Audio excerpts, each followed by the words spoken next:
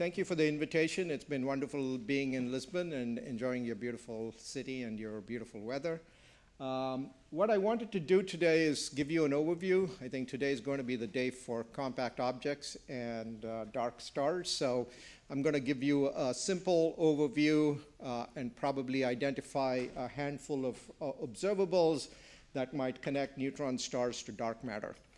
This decade and the next decade may well belong to neutron stars for a variety of reasons, and I will go through some of them today, mostly because the pieces of the puzzle are coming together.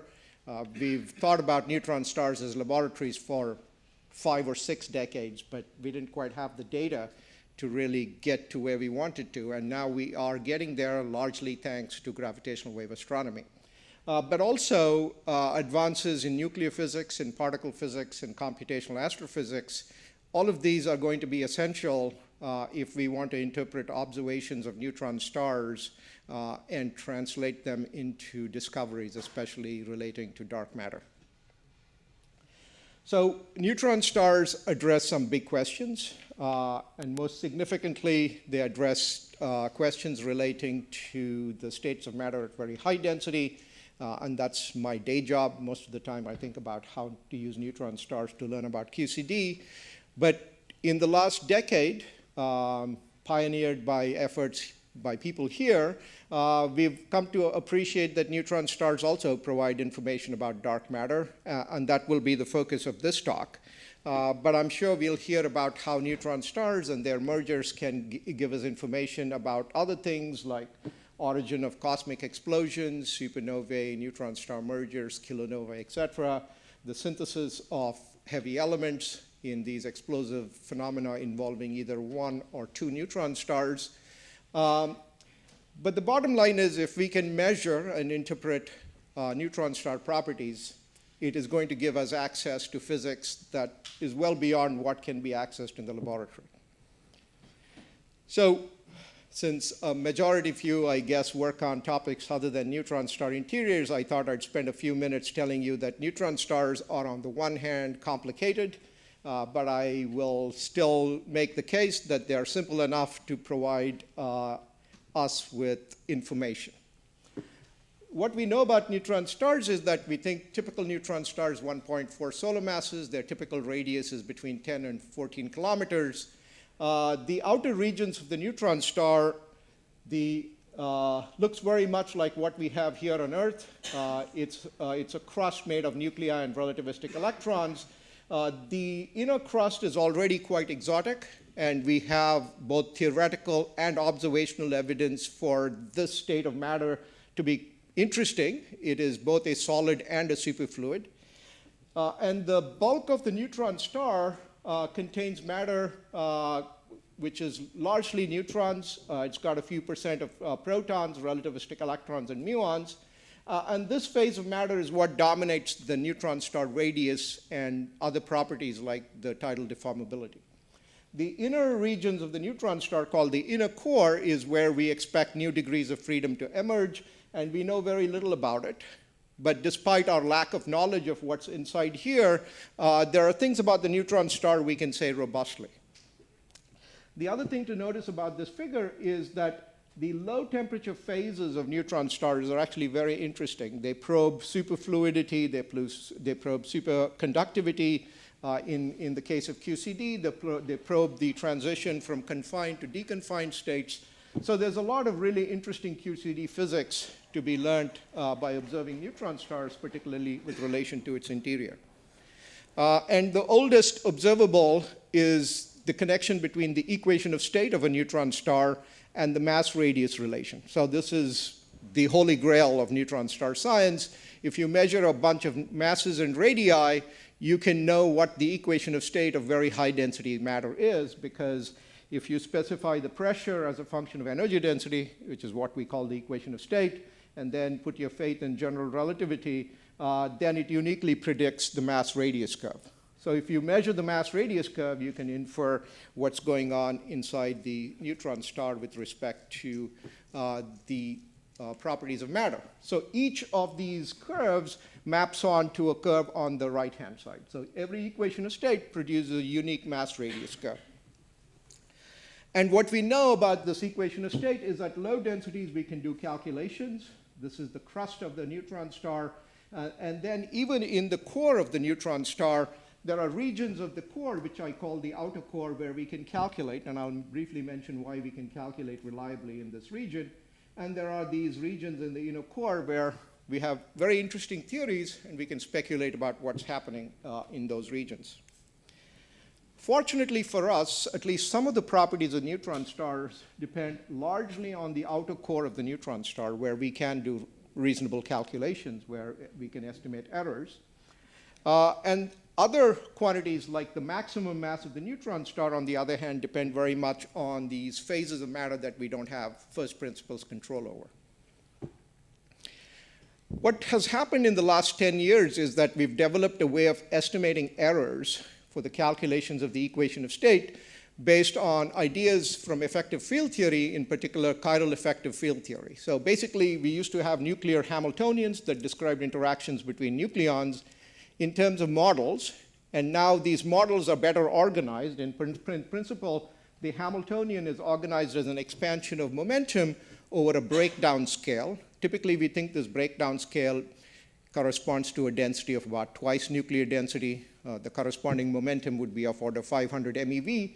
But you arrange operators in terms of expansion, and this allows you to start calculating observables. It could be the equation of state. It could be some other property.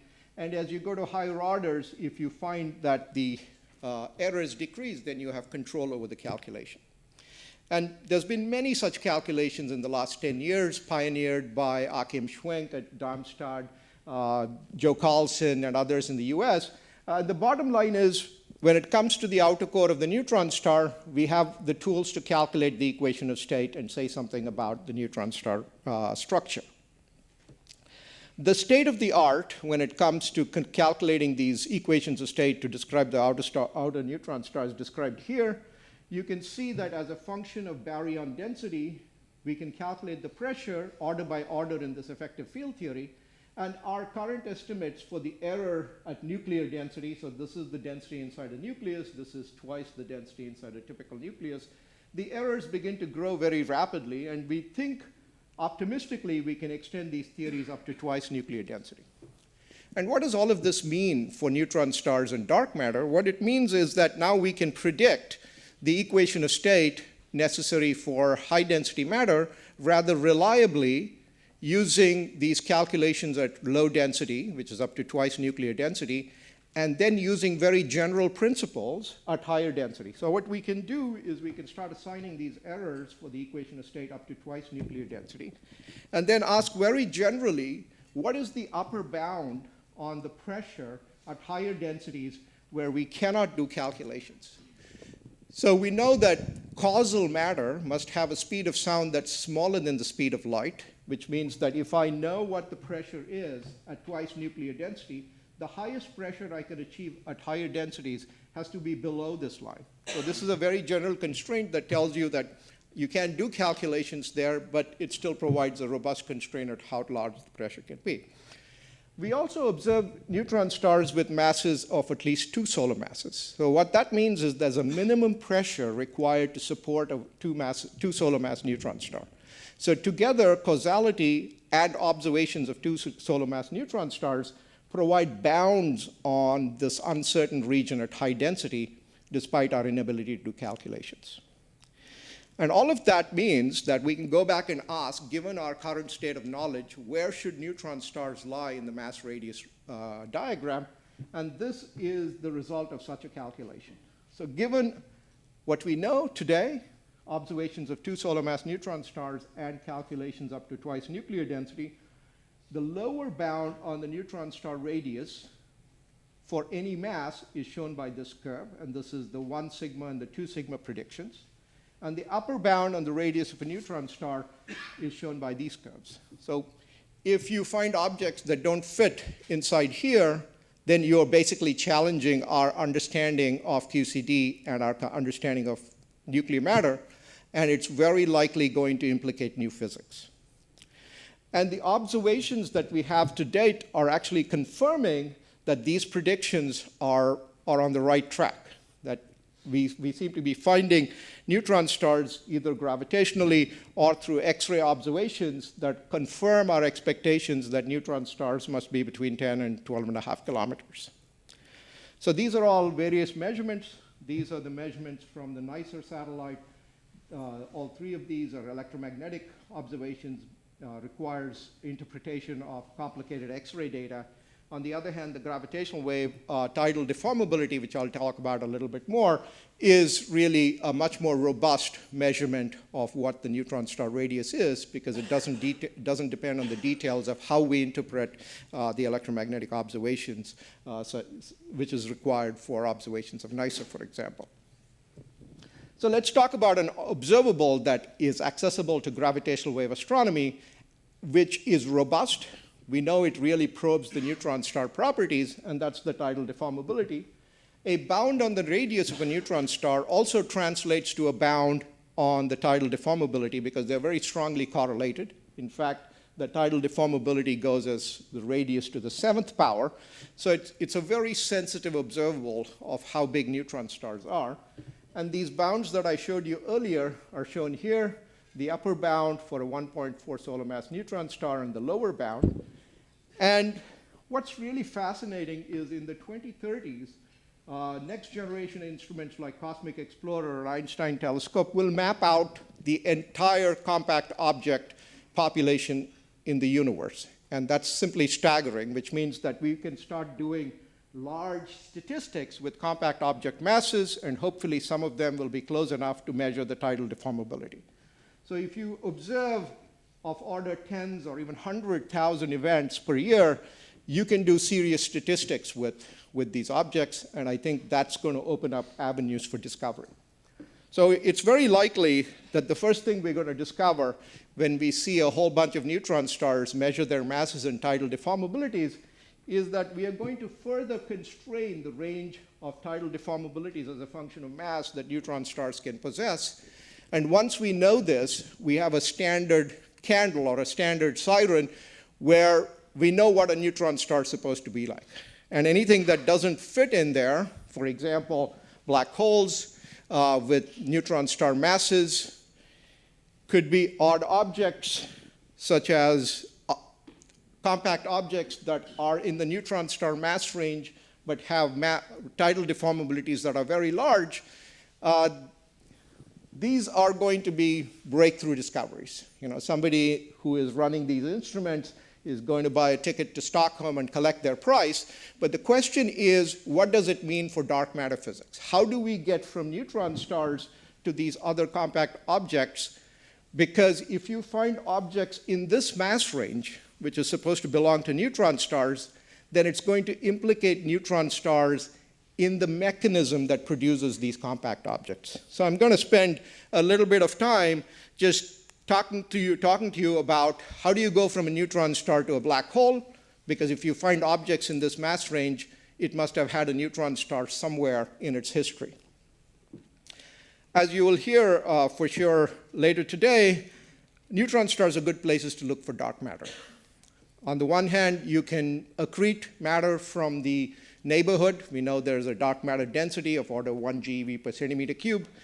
And the amount you can accrete is not too much, but it turns out it can convert neutron stars into black holes under very special conditions. So typically, the amount of matter you can accrete in a gigayear, which is typical neutron star lifetimes, is of order 10 to the minus 14 solar masses. But neutron stars have high baryon density, so that means the chemical potential for baryon number and the chemical potential for electric charge and the chemical potential for lepton number can be very large, and that allows you to make new stuff that might couple to baryon number or lepton number. And if that happens, then you can make a lot of dark matter by converting some of the neutrons into dark matter, and I'll give you a simple example of such a scenario. And neutron stars are bond hot, and when they collide, they reach high temperatures. So neutron stars not only provide high density, but they also provide high temperature environments to thermally produce dark matter candidates if their masses are less than about 500 MeV. So if you have dark matter candidates with less than 2 GeV, you can make a lot of it inside a neutron star by baryon number or lepton number violating processes. and if neutrons, dark matter is about 100 MeV or so, then you can thermally produce them during a supernova.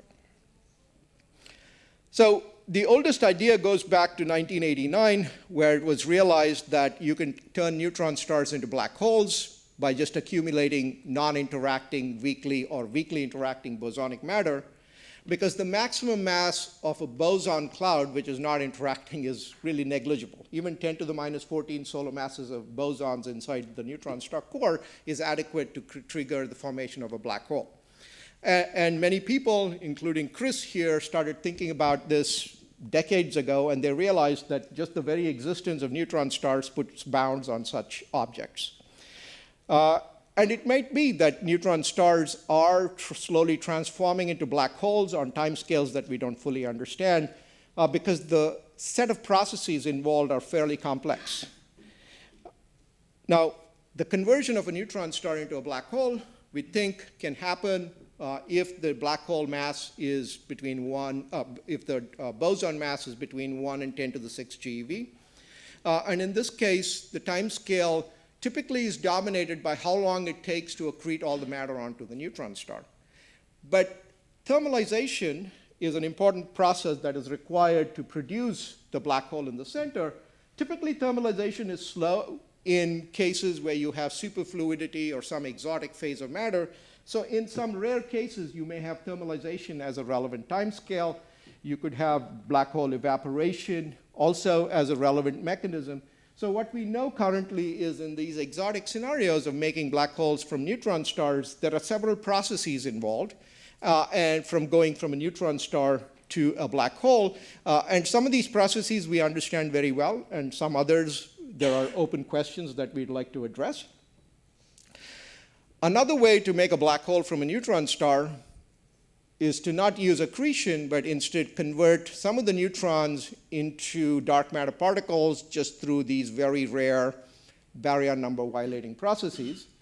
A few years ago, people noticed that two ways of measuring the neutron lifetime gave different results. So if you try to measure neutrons, the lifetime of a neutron by counting how many neutrons survive in a bottle, you get one number, which is shown here.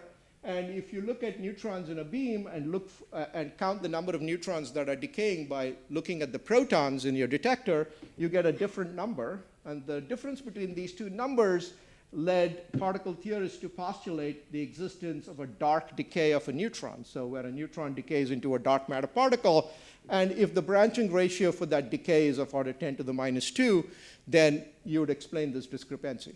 I mean, today we think this is most likely an experimental issue that's going to get sorted out. But what this emphasizes is that there's a whole sequence of decays involving baryons that could be interesting to a neutron star that are well out of reach of experiment.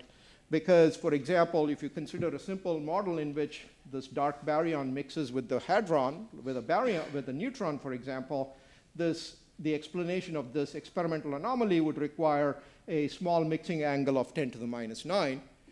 But for a 10 to the 9-year-old neutron star, you can wait much longer. You don't have to look at small decay lifetimes. You can look at decay lifetimes that are of order 10 to the 9 years, which means that you can probe much smaller mixing angles and much larger masses of these baryons.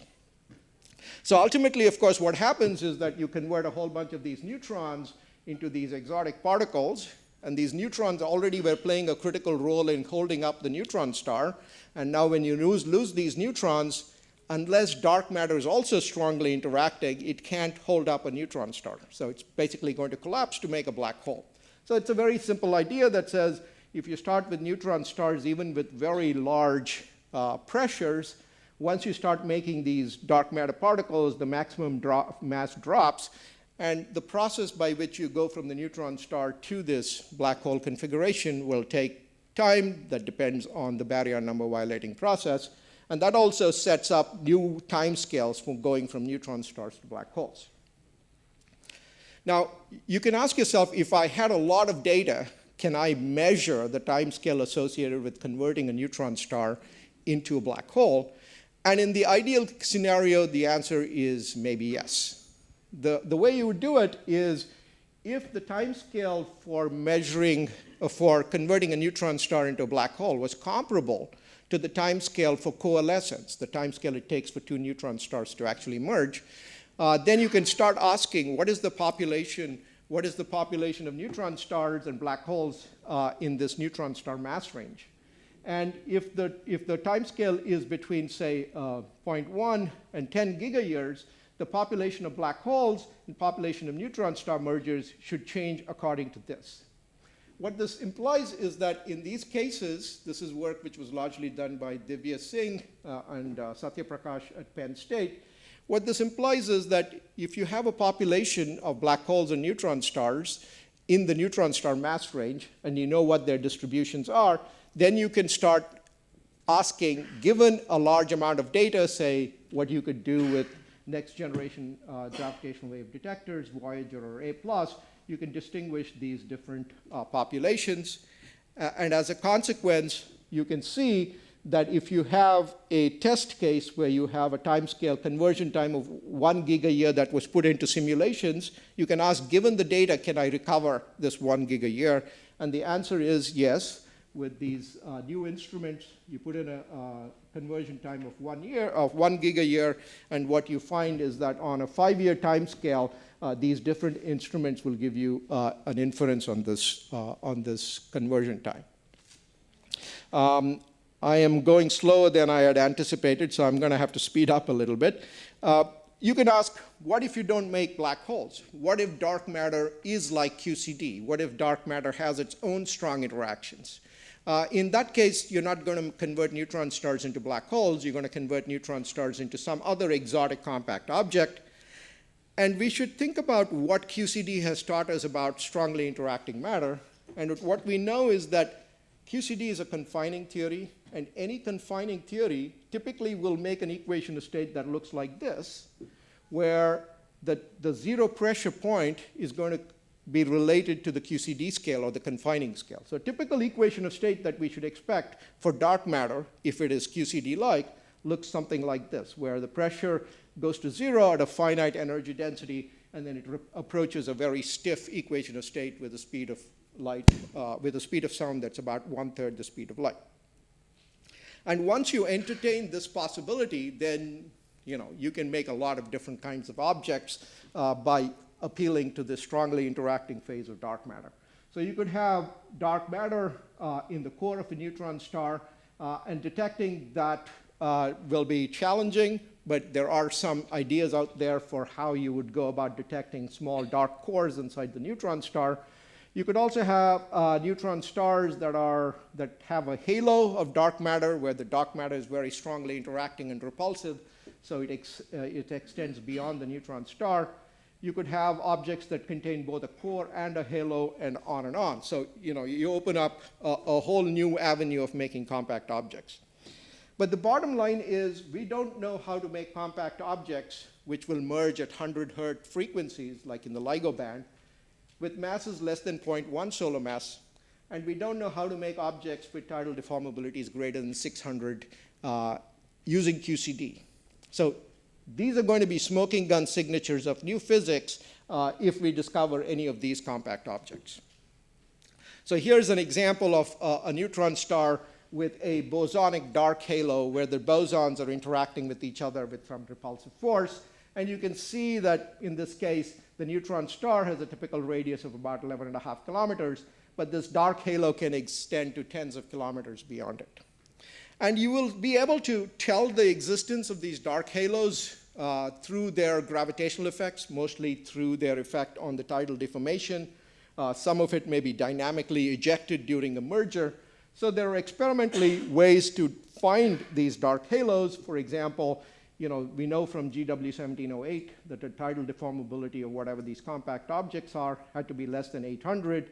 And even a very small amount of dark matter, if it's strongly interacting, 10 to the minus 4 solar masses, is adequate to start making dark halos that can change the tidal deformability. And so I want to leave a little bit of time for questions, so I'll wrap this up. In addition to static properties, which have to do with mass, radius, tidal deformability, there's a whole host of observables that relate to thermal and transport properties of neutron stars, and I'm guessing we're going to hear some of it today. I'll just mention a couple which are well known in the literature. We know that when a neutron star is born, it's very hot, and these very high temperatures allow it to emit a lot of particles. We know in the standard model it emits a lot of neutrinos. But if you have new sectors like axions, dark photons, dark baryon gauge bosons, all of these get strong constraints from observing the neutrino signal. And going back to 1987A, the very first supernova we saw in our galaxy, we now know some of the strongest constraints on, say, the axion and dark gauge bosons that couple to baryon number actually come from the very early neutron star cooling just after its birth. On the longer time scale, millions of years, neutron stars continue to cool by neutrino emission, and there is a lot of work trying to see if we can constrain light particles like axions by using the cooling information.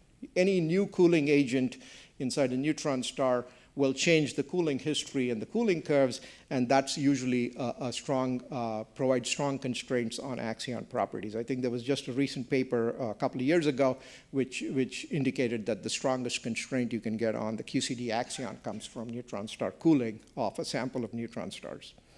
And another interesting fact is that neutron stars are good calorimeters because they have very low heat capacity. Most of the neutrons and most of the particles inside the neutron star don't contribute to its heat capacity because they're degenerate or they're superfluid. So if you give it a little bit of heat, they turn it into a very high temperature. So that idea can be used to constrain dark matter, and it's been done by people in the audience, including Masha, where you can see that if dark matter rains on a neutron star, the little bit of heat that it deposits on it can make them glow, and instruments like the James Webb Telescope might be able to find or constrain such properties.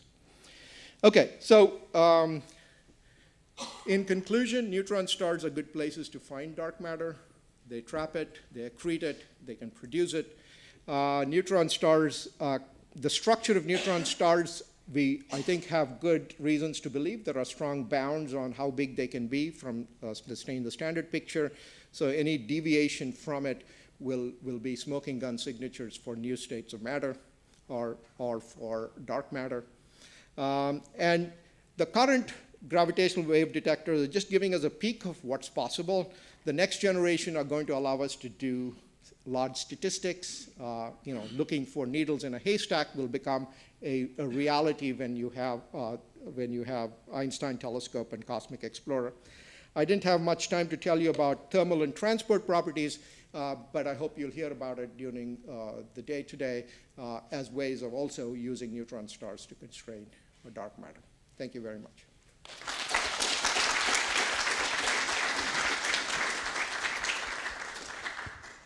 Thank you very much, Sanjay, for a great talk. We have time for questions, please. Thanks for the talk. And you said that during supernova explosion, because of high temperature, it's possible to produce a sizable amount of dark matter. But I'm curious, what's the reason to guess that temperature of usual matter should somehow translate to dark sector? So why it also should be cold, hot? Right, so you still need a coupling between the dark sector and the standard model, non-gravitational coupling between the dark sector and the standard model to produce it. So if you have a process that is within an order of magnitude or 2 orders of magnitude of the weak interaction process, then you will thermally produce on a time scale of 10 or 10 seconds or a minute dark matter through thermal production of dark matter and anti-dark matter through various processes, which could be slow for experiments, but which are of the order of the weak interaction, so you can produce it in the neutron star. But accelerator experiments shows that we don't have that process. Well, so accelerator experiments cannot, for example, rule out the axion for the same reason that they're very difficult to see the signal of an axion in a detector. The advantage of a neutron star is that the neutrinos are trapped by the neutron star. So there's a brief period where even neutrinos can't escape the newly born neutron star. So that's why the newly born neutron star is such an interesting laboratory, because there's a brief period in which weak interactions are too strong for the neutron star. So you're looking for the next order interaction, and that's how you get to probe things like axions or dark photons, etc. Just a question on Sanjay. In this model with the bosonic halo around the neutron star, could this halo affect the magnetosphere of the star? I mean, in any way? Not in the scenario that we are working on, because it has through the gravitational interactions, it can change the scale height of the magnetosphere. But we haven't thought about any other way you can do it. But if you have an axion halo, we know that the axion has interesting electrodynamics. Exactly, yeah. So if you have an axion halo, if you engineer some kind of axion condensate, that might have some interesting implications for magnetic field evolution and also for magnetic field generated photons. Thank you very much for the very nice talk.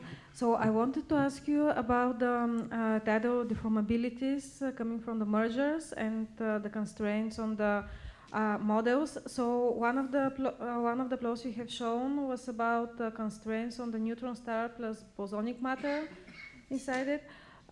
So my question was, these tidal deformabilities for neutron stars, they are derived assuming GR waveforms, and when you have halo, of course, the waveforms would differ. And I was wondering whether someone has actually tried to quantify how different the extracted tidal deformabilities could be if we take a self-consistent model right from the beginning.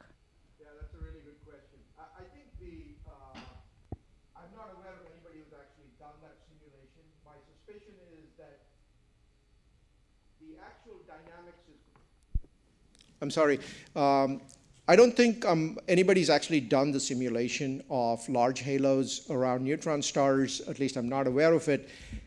I suspect the dynamics is going to be interesting and complicated. You're not just going to be measuring a tidal deformability, because the halos will start overlapping and you'll probably eject some of that halo. So it's a very complex process. My guess is it should be discernible. But yeah, it's something to be done. Okay, so I've also a question regarding the scenario where you form basically a black hole out of a neutron star over the time of the coalescence. Can you show the plot again? I didn't fully understand the plot where the fraction goes down for the binary neutron stars and goes up for the black holes. I would have expected that it's the opposite as a function of time of coalescence. Right, so if you're converting neutron stars into black holes during the coalescence time, then you'd expect some of the neutron stars to be turning into black holes in that time. So, but the plot went down for the black holes. Can you go? Let me go back to that.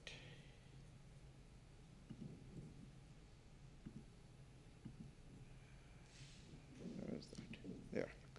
So if I saw that if the time of coalescence is large, then you would see more black holes, but the black hole fraction goes down. TC is the time to convert a neutron star into a black hole. Okay, thank you. Yeah. Now So the coalescence time is, in this case, is just taken from the sample. It has its usual distribution. Oh, sorry for the confusion. Yeah. It's usually called delay time, right? So, yeah. Hi, thank you. This is really interesting. To my understanding, there's still a bit of uncertainty around the internal state of a neutron star. Superfluid, if it's superconducting, if it's an exotic state of matter.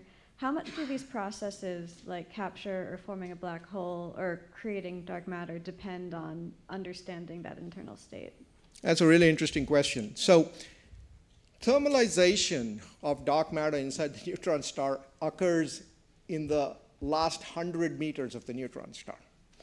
So if someday we discover dark matter dark matter will actually turn out to be an incredible probe of the neutron star core, just like neutrinos, after we discovered them, were incredible probes of solar interiors, etc. So we are not only are we sensitive to thermal and transport properties in understanding how long it takes for dark matter to thermalize, but you're sensitive to the very most inner region of a neutron star. So that's fascinating. So I'll give you an example. There's one phase of matter that we think exists in QCD called the color flavor locked phase of matter, where all the quarks are in superfluid state, in a color superconducting state. And in that phase of matter, the thermalization time is actually larger than the age of the universe. So I always mention this. If you discover a 1 GeV bosonic dark matter candidate in the laboratory, then what it really implies is that the existence of neutron stars implies that they must have cores in which thermalization is impossible, which then implies something about its state. So it's a very fascinating story to think about what's happening in the inner 100 meters of a neutron star. There is a question for you. Thank you very much. It was a great talk. One thing that you don't mention is very central in many compact objects like magnetostars. How magnetic fields you think affect your model? And in particular, the second part is the comment with Chris is, if you have these strong magnetic fields and have axions, eventually you can have a very unique signatures in terms of electromagnetic signatures. Thank you. Right. So a small class of neutron stars have very large magnetic fields, 10 to the 15 Gauss at the surface. To affect properties like the tidal deformability or the mass, you need very large fields. And we know these very large fields cannot exist in coalescing neutron stars because the decay time scale is short. The magnetars live for 1,000 years, maybe 10,000 years. So yes, the full population of neutron stars are very complicated, but fortunately we have some simple ones out there for some observables. Yeah. Okay, then let's thank Sanjay again.